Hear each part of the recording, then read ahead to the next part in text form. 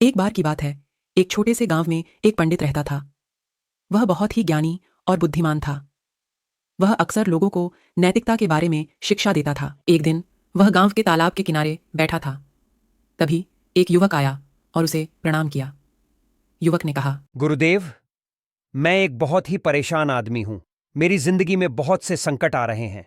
मैं इन संकटों से कैसे निपटूं, यह मुझे समझ नहीं आ रहा है। बेटा, संकट हर किसी की जिंदगी में आते हैं। इन संकटों से निपटने के लिए हमें धैर्य और साहस की जरूरत होती है। अगर हम धैर्य और साहस रखते हैं तो हम इन संकटों से जरूर निपट जाएंगे। लेकिन गुरुदेव, मैं तो बहुत ही घबरा गया हूं। मुझे लगता है कि मैं इन संकटों से निपट नहीं पाऊंगा। बेटा, घबराने की कोई जरूरत नहीं है। मैं तुम्हें एक ऐसा मंत्र बताता हूं जिससे तुम इन संकटों से निपट सकते हो। बुजुर्ग ने युवक को एक मंत्र बताया। युवक ने उस मंत्र को ध्यान से सुना। फिर उसने उस मंत्र को दोहराया। अब तुम इस मंत्र का जाप करते रहो। जब भी तुम किसी संकट में पड़ो तो इस मंत्र का जाप करो। इससे तुम इन संकटों से निपटने में सक्षम हो जाओगे।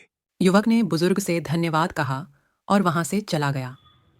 वह घर जाकर उस मंत्र का जाप करने लगा। कुछ दिनों बाद युवक के जीवन में एक बड़ा संकट आया। वह बहुत ही घबरा गया, लेकिन उसने बुजुर्ग के दिए गए मंत्र का जाप किया। मंत्र के जाप से उसे साहस मिला। उसने उस संकट का सामना किया और उससे निपट गया। युवक को बहुत खुशी हुई कि वह उस संकट से निपट गया।